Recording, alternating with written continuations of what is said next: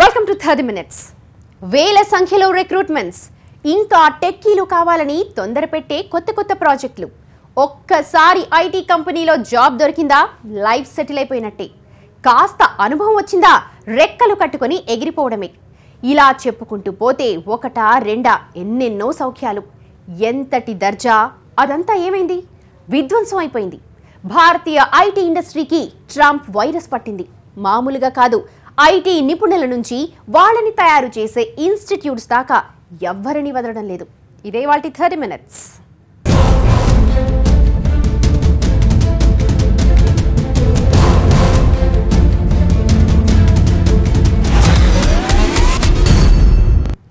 నిన్న మొన్నటి దాకా వేల సంఖ్యలో రిక్రూట్ చేసుకున్న కంపెనీలు ఇప్పుడు వేల సంఖ్యలో టెక్కీలను సాగనంపుతున్నాయి. ఒక కంపెనీలో రిజైన్ చేయకముందే 2-3 కంపెనీల నుంచి ఆఫర్స్ అందుకునే టెక్కీలు లేబర్ కమిషన్ చుట్టూ తిరుగుతున్నారు. ఏటా వేలాది మంది ఐటీ నిపుణులను తయారు చేసే ఇన్స్టిట్యూట్స్ 100 మంది స్టూడెంట్స్ కూడా లేక వేల చూపులు చూస్తున్నాయి. అమెరికా పొమ్మంటోంది, ఇక్కడ కంపెనీలు ఇక చాలు అంటున్నాయి. చివరకు అమీర్పేట్ కూడా ఓసిపోయింది. అమెరికా నుంచి ఇండియా దాకా కాదు, అమెరికా నుంచి అమీర్పేట దాకా ఐటీ ఇండస్ట్రీని అన్ని కోణాల్లో ట్రంప్ షేక్ చేస్తున్నాడు. డొనాల్డ్ ట్రంప్ అమెరికా అధ్యక్షుడు. ఆ దేశ ప్రయోజనాల కోసం అతనేవో నిర్ణయాలు తీసుకుంటున్నాడు, ఇకపై కూడా తీసుకుంటాడు. దానివల్ల కలిగే లాభ నష్టాలను ఆ దేశమే చవిచూస్తుంది. దాని గురించి మనం దేనికి చర్చించుకోవడం? ఈ ప్రశ్నకు సమాధానం ఒక్కటే, అది అమెరికా. ఆ దేశాధ్యక్షుడు తీసుకునే నిర్ణయాలు అనేక కోణాల్లో ప్రపంచ దేశాలను ప్రభావితం చేస్తాయి. అందుకే అమెరికాలో ట్రంప్ లైట్ తీసేస్తే ఇండియాలో ఐటీ జాబ్స్ ఆరిపోతున్నాయి. అమెరికాలోని ఐటీ కంపెనీలు అమెరికన్స్ కు ఉద్యోగాలు ఇవ్వాల్సిందే అన్న ట్రంప్ ఆదేశాలు అమలు చేయడానికి ఇండియాలోని తమ సంస్థల్లో పనిచేస్తున్న ఉద్యోగులను టార్గెట్ చేస్తున్నాయి ఐటీ కంపెనీలు. అమెరికాలో ఒక అమెరికన్ కు జాబ్ ఇస్తే ఇక్కడ 4 ఉద్యోగాలకు ఎసరు పడబోతోంది. రాబోయే 2 ఏళ్లలో 10,000 మంది అమెరికన్స్ కు జాబ్ ఇస్తామని ఇన్ఫోసిస్ ఇప్పటికే ప్రకటించింది. ఈ లెక్కను చూస్తే ఆ సంస్థ రాబోయే రోజుల్లో వేలాది మంది టెక్కీలను ఇంటికి సాగనంపనుందన్నమాట. ఇప్పటికే కాగ్నిజెంట్ దేశంలో 30,000 మంది టెక్కీలను తీసి పారేసింది. హైదరాబాద్లోనే ఆ సంఖ్య 4,000 దాకా ఉంది. టెక్ మహీంద్ర 1000 మంది, విప్రో 2,000 మందిని ఇంటికి సాగనంపడానికి రంగం సిద్ధం చేసింది. నిజానికి ఇదంతా విధ్వంసానికి ముందు జస్ట్ శాంపిల్ మాత్రమే అంటున్నారు నిపుణులు. అటు అమెరికాలో H1B మీద పనిచేస్తున్న ఐటీ నిపుణుల్ని ఇండియా పంపడానికి సంస్థలు సిద్ధమవుతున్నాయి. అదే సమయంలో ఇటు ఇండియాలో ఉద్యోగులను ఇంటికి పంపుతున్నాయి. పరిస్థితి ఎంత ఘోరంగా ఉందో చెప్పడానికి చిన్న ఉదాహరణ లేబర్ కమిషన్ను టెక్కీలు ఆశ్రయించడం. చెన్నై నుంచి హైదరాబాద్ దాకా ఉద్యోగాలు కోల్పోయిన కాగ్నిజెంట్ ఐటీ నిపుణులు లేబర్ కమిషన్ను ఆశ్రయించారు. అసలు టెక్కీలంటే ఎలా ఉండేవారు? లక్షల్లో ప్యాకేజీలు, వీకెండ్స్ లో పాప్స్, టూర్స్, 5K రామ్స్, సరదాల నుంచి సామాజిక స్పృహను ప్రదర్శించడం దాకా ప్రతి అంశంలోనూ దర్జాను ప్రదర్శించేవాళ్లు. జాబ్ పోయే పరిస్థితి వస్తే పనిచేస్తున్న చోట రిజైన్ చేయకముందే 2-3 కంపెనీలు మరింత జీతానికి ఆఫర్ చేస్తూ వెల్కమ్ సాంగ్ ప్లే చేసేవి. మా కంపెనీలో జాబ్ మానేయొద్దంటూ బతిమాలే కంపెనీలు ఇప్పుడు పనితీరు బాలేదంటూ ఇంటికి పంపుతున్నాయి. తమను అన్యాయంగా ఉద్యోగాల నుంచి తీసేశారంటూ హైదరాబాద్కు చెందిన కాగ్నిజెంట్ ఉద్యోగులు లేబర్ కమిషన్ ఆశ్రయించారు. దేశంలో టెక్కీల మెడపై వేలాడుతున్న ట్రంప్ కత్తి ఎంత పదునుగా ఉందో చెప్పడానికి ఈ ఘటన ఒక ఉదాహరణ. Basically, about 8 people, they complained to the department saying that they are forced to resign or they are under part of the larger layoff plan scheme. దాని గురించి మాకు ఉద్యోగాల భద్రత కల్పించండి అని మా దగ్గరకు వచ్చారు. దానికి సంబంధించిన మీటింగ్లో డిస్కషన్ ఏమైందంటే, మేనేజ్మెంట్ ఒకటి ఏంటంటే కేటగిరికల్గా డెనీ చేసింది. ఏమని, ఇది part of the lay off కాదు, మేము అట్లాంటి లే ఆఫ్లన్నీ ఇవ్వలేదు. మామూలుగా రొటీన్ యాన్యువల్ పర్ఫార్మెన్స్ అప్రైజల్స్ ఉంటే కొంతమంది ఎంప్లాయీస్ పోతూ ఉంటారు, వస్తుంటారు. అదర్వైజ్ ఇట్స్ టోటల్గా ఐసోలేటెడ్ కేస్ ఫర్ 8 ఎంప్లాయీస్. ఒకవైపు ట్రంప్ కేంద్రంగా అమెరికా నుంచి హైదరాబాద్ దాకా ఐటీ నిపుణుల జీవితాలు రోడ్డును పడుతున్నాయి. మరోవైపు కంపెనీలు మాత్రం ఇదంతా జస్ట్ రెగ్యులర్ ప్రాసెస్ లో భాగమే అని చెబుతున్నాయి. నిజానికి ఐటీ కంపెనీల్లో పనితీరు ఆధారంగా ఎప్పటికప్పుడు ఉద్యోగుల్ని తొలగించే ప్రక్రియ ఉంటుంది. కానీ ఈసారి వేల సంఖ్యలో ఉద్యోగుల్ని తొలగించడానికి కూడా అదే కోణంలో చూపిస్తున్నాయి కంపెనీలు. 7 members from cognizant employees ఆ గ్రీవియన్స్ వలన ఇక్కడ లేబర్ కమిషనర్ గారి దగ్గరికి వచ్చి వాళ్ళు ఒక రిఫరెండం పెట్టడం జరిగింది. సో కాగ్నిజెంట్ మేనేజ్మెంట్ కూడా రావడం జరిగింది ఈ మీటింగ్లో. సో వాళ్ళు చెప్పడం ఏంటి అంటే this is not because of the layoffs, it's a regular process of the company for the non process and the performances. So దీనికి లే ఆఫ్స్కి ఎటువంటి సంబంధం లేదని చెప్పినారు. సో మళ్ళీ ఈరోజు ఈ నెల 26న 26th అంటే 2 వారాల తర్వాత మళ్ళీ మేము ఇక్కడ కలవడం జరుగుతుంది. సో ఈ 7-8 మెంబర్స్ ఎవరైతే ఉన్నారో వాళ్ళ కోసం వాళ్ళు రీకన్సిడరేషన్ చేస్తామని 26th వస్తామని చెప్పడం జరిగింది. కాగ్నిజెంట్ నుంచి ఇన్ఫోసిస్ దాకా అన్ని దిగ్గజ ఐటీ సంస్థలే. ఇలాంటి చోట పనిచేస్తున్న టెక్కీ బయటకు వస్తే వెంటనే బెస్ట్ ప్యాకేజీ ఆఫర్ చేసి జాబ్ ఇవ్వడానికి కంపెనీలు రెడీగా ఉంటాయి. అలాంటిది లేబర్ కమిషన్ ఆశ్రయించాల్సిన పరిస్థితి టెక్కీలకు ఎందుకు వచ్చింది? ఎందుకంటే ఇప్పుడు తీసివేతల మీద తప్ప రిక్రూట్మెంట్ మీద కంపెనీలు దృష్టి పెట్టడం లేదు. ఒకవైపు ఆటోమేషన్ ఉద్యోగాల సంఖ్యను వేగంగా తగ్గిస్తోంది. మరోవైపు ట్రంప్ పాలసీ అమెరికా నుంచి ఇండియా దాకా టెక్కీలను రోడ్డున పడేస్తోంది. ఈ విధ్వంసం ఇక్కడితో ఆగడం లేదు. అమెరికా వెళ్లాలని కలలుగనే తెలుగు రాష్ట్రాల్లోని ప్రతి విద్యార్థికి కేర్ ఆఫ్ అడ్రస్ గా ఉండే అమీర్పేటను కూడా ట్రంప్ పాలసీ షేక్ చేసేస్తోంది.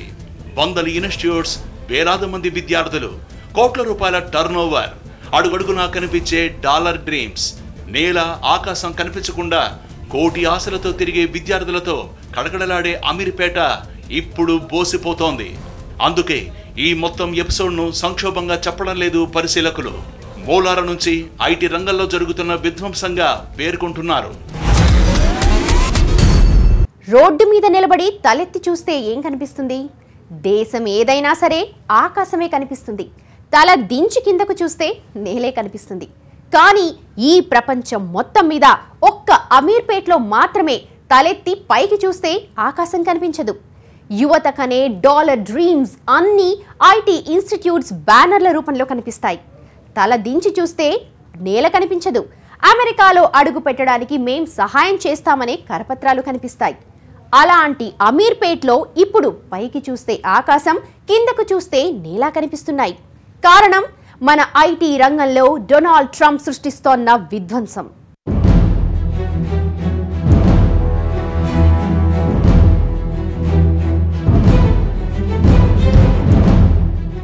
ఇదిగో ఇలా చూడండి. ఇదే అమీర్పేట్లోని మైత్రివనం. వీక్ డేస్ అని లేదు, వీకెండ్స్ అని లేదు. ఏ అర్ధరాత్రో 2-3 గంటల మినహా ఏడాది పొడవునా ఈ ప్రాంతం ఇలా ఉంటుంది. కానీ ట్రంప్ అమెరికా అధ్యక్షుడిగా బాధ్యతలు స్వీకరించిన తర్వాత అమీర్పేటలోని మైత్రివనం తన కళను కోల్పోయింది.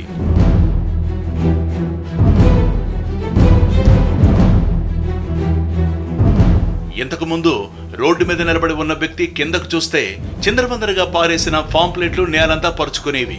కింద భూమి లేదేమో అన్నట్లు. కానీ ఇప్పుడు నిగనిగలాడుతున్న తారు రోడ్డు కనిపిస్తోంది.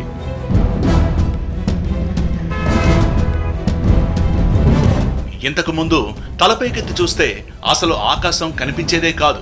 ఈ చివరి నుంచి ఆ చివరి దాకా బ్యానర్లే ఉండేవి.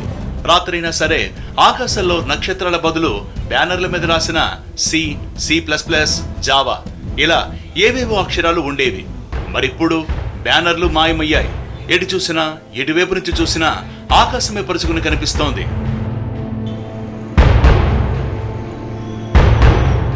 ఉదయం 5:30 నుంచి మొదలు పెడితే రాత్రి 10:30-11 వరకు రోడ్ల మీద టీనేజర్స్, యంగ్ తరంగులు కిటకిటలాడుతూ ఉండేవాళ్లు. అమ్మాయిలు, అబ్బాయిలు రంగురంగుల డ్రెస్సుల్లో సీతాకోక చిలుకల్లా కళకళలాడిపోయేవాళ్లు. ఇప్పుడు ఆ రంగులు లేవు, కళకళలు లేవు. అత్యంత విచిత్రమైన విషయం ఏంటంటే అసలు మైత్రివనం ఇంతలా కిటకిటలాడిపోవడానికి కారణం అమెరికానే. ఇప్పుడిలా బేలగా ఖాళీగా మారిపోవడానికి కారణం కూడా అమెరికానే.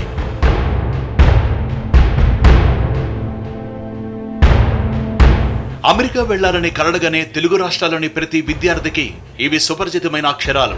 ఎందుకంటే అగ్రరాజ్యాల్లో కాలు పెట్టాలంటే షార్ట్ కట్ అమీర్పేట్.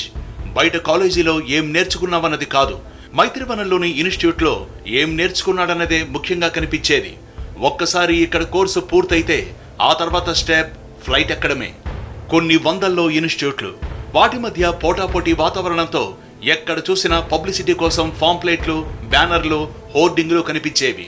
వాటికి తగ్గట్టే విద్యార్థులు కూడా వందల సంఖ్యలో బ్యాచ్లుగా వెళ్లేవాళ్లు.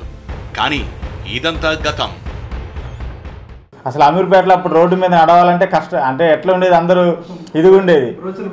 ఆ స్టూడెంట్స్ ఫ్లోకి ఏదో మనం తిరునాళ్ళ జాతర పోయినప్పుడు ఎప్పుడు ఈ రోడ్లో తిరుగుతుండే తప్పకి ఈ రోడ్డు కూడా వన్ వే చేసేసారు.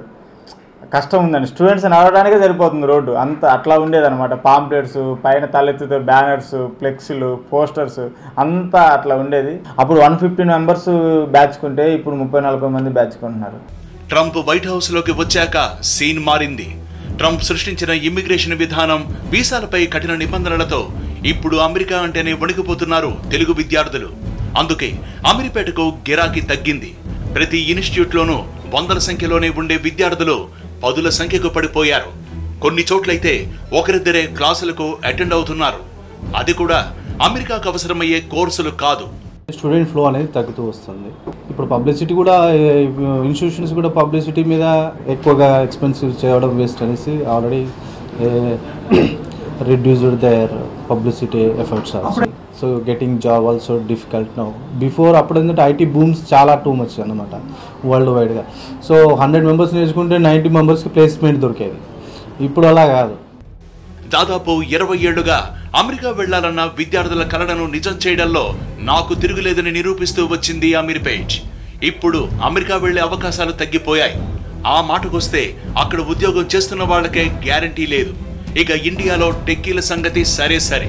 ట్రంప్ పాలసీ సృష్టిస్తున్న విధ్వంసం ఏ స్థాయిలో ఉందో చెప్పడానికి బోసిపోయిన అమీర్పేట్ ఒక సజీవ ఉదాహరణ. అమీర్పేట్లో ఆకాశం కనిపించడం ఏంటి? ఐటీ నిపుణులు లేబర్ కమిషన్ని ఆశ్రయించడం ఏంటి? వేల సంఖ్యలో రిక్రూట్మెంట్స్ చేసే కంపెనీలు వేల టెక్కీలను వదిలించుకోవడం ఏంటి? హమేషా కులాసాగా బతికే ఐటీ నిపుణులు భవిష్యత్తును తలుచుకొని వణికిపోవడం ఏంటి? ఎప్పుడైనా ఊహించామా? ఎప్పుడైనా ఎన్నడైనా ఇలా జరుగుతుందని కలగన్నామా? ఒకవైపు ఇంత జరిగిపోతుంటే ముందు ఇంకా చాలా జరుగుతుందన్న విశ్లేషణలు మరింత చెమటలు పొట్టిస్తున్నాయి. వందల ఇన్స్టిట్యూట్స్ తో వేలాది మంది విద్యార్థులతో కళకళ్లాడిన అమీర్పేట ట్రంప్ పుణ్యమా అని బోసిపోయింది. అమీర్పేట్ని నమ్ముకుని దశాబ్దాలుగా బతుకుతున్న వారి మీద కూడా ఈ ప్రభావం తీవ్ర స్థాయిలో పడుతోంది. అమీర్పేటకు స్టూడెంట్స్ వస్తే ఇన్స్టిట్యూట్స్ కళకళ్లాడతాయి. దాని ఆధారంగా మెటీరియల్ విక్రయించే షాపులు, జెరాక్స్ సెంటర్లు ఒక్కటేంటి, స్టేషనరీ సంబంధిత వ్యాపారాలన్నీ 3 పువ్వులు 6 కాయలుగా వెలిగిపోయేవి. ఇప్పుడు ఆ వెలుగులు లేవు. చివరకు ఇక్కడికొచ్చి కోర్సులు చేసే విద్యార్థుల మీద ఆధారపడ్డ వందలాది హాస్టల్స్ వెలవెలబోతున్నాయి. ఐటీ సెక్టార్, అనుబంధ రంగాల మీదే ఇంత ఎఫెక్ట్ కనిపిస్తుంటే ఇక ఐటీ నిపుణుల జీవితాల్లో ట్రంప్ పాలసీ ఎంతటి సునామీ సృష్టించబోతుందో తలుచుకుంటే కలవరం పుడుతోంది. ఇండియాలో ఇన్ఫర్మేషన్ టెక్నాలజీ తన ఉనికిని చాటుకున్న తొలి రోజుల్లో దానివల్ల అనేక రంగాల్లో ఉద్యోగాలు పోయాయి. ఆ తర్వాత ఐటీ సెక్టార్ వేల కోట్ల డాలర్ల మార్కెట్ను అందుకునే స్థాయికి ఎదిగింది. లక్షల మందికి అదిరిపోయే జీతాలను, కెరీర్ను అందిస్తోంది. దేశంలో దాదాపు 50 లక్షల మంది టెక్కీలున్నారు. ఇప్పుడు భారత ఐటీ నిపుణుల జీవితాల్లో ట్రంప్ సృష్టిస్తున్న విధ్వంసం సామాజిక కోణంలోనూ ఆందోళన కలిగిస్తోంది. జీతాలకు తగినట్టుగానే ఐటీ ఉద్యోగుల లైఫ్ స్టైల్ కూడా సౌకర్యవంతంగా, రిచ్గా, స్టైలిష్గా ఉంటుంది. వేలాది మంది టెక్కీలను తీసేసే పనిలో కంపెనీలు బిజీగా ఉన్నాయి. మరో చోట వాళ్లకు ఆఫర్స్ వచ్చే పరిస్థితి కూడా లేదు. ఇంటికి, కారుకు వేలాది రూపాయల ఈఎంఐలు, పిల్లల ఖరీదైన చదువులు, లగ్జరీ లైఫ్ స్టైల్ అంతా ఒక్క క్షణంలో తలకిందులైపోతోంది. దేశవ్యాప్తంగా లక్షల మంది ఇలాంటి పరిస్థితిని ఎదుర్కొంటే దాన్ని పెను సంక్షోభంగానే చెప్పాల్సి వస్తుంది. ఉన్న ఉద్యోగాలు పోయి కొత్త ఉద్యోగాలు చేసే స్కిల్స్ లేక, భారీ ఆర్థిక అవసరాలను తీర్చడానికి ఆదాయం లేక లక్షల మంది భారతీయ నిపుణులు డిప్రెషన్లోకి వెళ్లిపోయే ప్రమాదం ఉంది. ఇది ఆర్థిక, సాంకేతిక కోణంలోనే కాదు, సామాజిక కోణంలోనూ దేశానికి పెను సమస్యే. అమెరికాలో ఉన్న ఐటీ నిపుణులు, ఇండియాలోని టెక్కీలు, ఐటీ రంగం వైపు వెడతామని చూస్తున్న విద్యార్థులను టెక్కీలుగా తీర్చిదిద్దుతామని హామీ ఇచ్చే ఇన్స్టిట్యూట్స్, ఆ ఇన్స్టిట్యూట్స్ మీద ఆధారపడ్డ అనుబంధ పరిశ్రమలు, ఒకటా రెండా, మూకుమ్మడిగా అందరినీ చావుదెబ్బ కొట్టేస్తున్నాడు ట్రంప్. అమెరికాలో భారతీయులను ఉండనివ్వను, ఇండియాలో టెక్కీలను వదలను, ఎవ్వరిని డాలర్ డ్రీమ్స్ కననివ్వను, మొత్తం మీద వదల భారతీయుడా వదల అంటున్నాడు ట్రంప్. నిజానికి మన ఐటీ నిపుణులకు ఉద్యోగాలు ఎవరి దయతోనూ రాలేదు, వాళ్ళ టాలెంట్తో నైపుణ్యంతో సాధించుకున్నవే. మరి ఆందోళన ఎందుకంటారా? ఆ ప్రతిభను వాడుకోవాల్సిన కంపెనీలు ట్రంప్ గీసిన గీత దాటేది లేదంటున్నాయి. మరేం చేయాలి? మౌస్ తెగింది, తెలుస్తుంది. తరువాత ఏంటన్న ప్రశ్నకు జవాబు లేదు. ఇదే వాటి 30 minutes. చూస్తూనే ఉండండి టీవీ 9.